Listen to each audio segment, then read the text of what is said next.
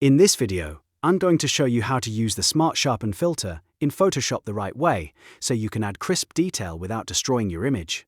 This is one of the best sharpening tools in Photoshop because it gives you a lot more control than a basic sharpen effect, and it lets you fine-tune the result for portraits, product photos, textures, and web images. If you want cleaner, sharper photos with more professional-looking edges, this tutorial is for you. And if this helps, make sure to hit the like button and subscribe for more Photoshop tutorials just like this. Now let's jump in. The first thing you want to do is make your sharpening non-destructive. This is really important because if you apply sharpening directly to the original pixels, you won't be able to easily change it later. In the Layers panel, click on your image layer so it's selected. Then right-click the layer name and choose Convert to Smart Object. Once you do that, Photoshop wraps your image in a smart object, which means any filter you apply can stay editable. That way, if the sharpening is too strong, too soft, or you want to adjust it later, you still can. After your layer is converted, go up to the top menu bar and click Filter, then Sharpen, then Smart Sharpen. This opens the Smart Sharpen interface. You'll see a large preview window and a set of adjustment controls on the right. Before you change anything, click and drag inside the preview window to focus on a high detail area. The best areas to check are places like the eyes in a portrait, strands of hair, fabric texture, edges of clothing, or any area with visible detail. This helps you judge the sharpening properly instead of guessing from a zoomed-out view. Now let's work through the main settings in the right-hand panel. Start with Preset and leave it on default. That gives you a clean starting point. Next is Amount, which controls how strong the sharpening effect will be. A good approach is to start high, somewhere around 150% to 200%. So you can clearly see what the filter is doing.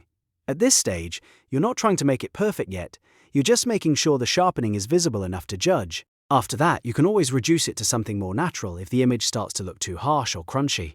Next, look at Radius. This setting controls how wide the sharpening halo spreads around edges, measured in pixels. For most clean web images, you want to keep this low, usually between 1.0 and 1.5 pixels.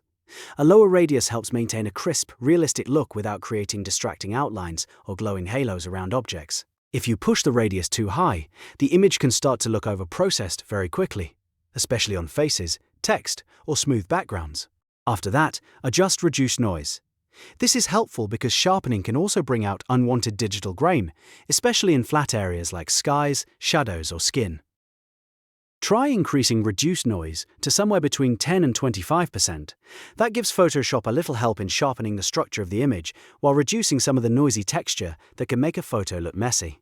It's a small adjustment, but it can make a big difference in the final result. Now move down to the Remove drop-down.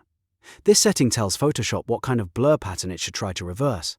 For most photos, choose Lens Blur. That's usually the best option for standard photographic sharpness and gives you the highest quality edge detection in most situations.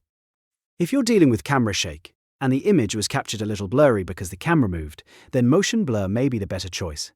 So as a rule, use lens blur for general sharpening and switch to motion blur only when you are specifically trying to compensate for shake. At this point, take a moment to look back at the preview and evaluate the result. If the edges look too harsh, reduce the amount a little. If the sharpened edges are starting to look thick or unnatural, lower the radius. If the image is getting noisy, push Reduce Noise a little higher. This is the balancing act with Smart Sharpen. You want detail, but you don't want the image to look over-edited. A subtle sharpen often looks better than an extreme one, especially if your final image is going to be viewed online or on mobile devices. Now let's protect the darkest and brightest parts of the image.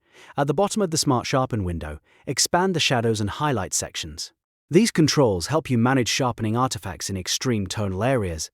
If your shadows start to look too grainy or noisy, go into the shadow settings and raise fade amount to somewhere around 20% to 40%. That softens the sharpening effect in the dark areas so they stay smoother and more natural. If the bright areas are getting blown out or turning into harsh white blocks, do the same thing in the highlight settings. Increase fade amount there as well, again around 20% to 40%, depending on how strong the issue is. These controls are really useful because they let you sharpen the image while protecting the parts that are most likely to fall apart visually. It's especially helpful for portraits, backlit photos, and images with strong contrast. Once you're happy with the preview, click OK to apply the Smart Sharpen filter.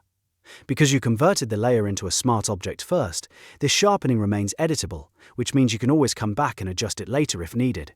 That's the benefit of doing it non-destructively. you get flexibility without sacrificing quality. And that's how to use the Smart Sharpen filter in Photoshop.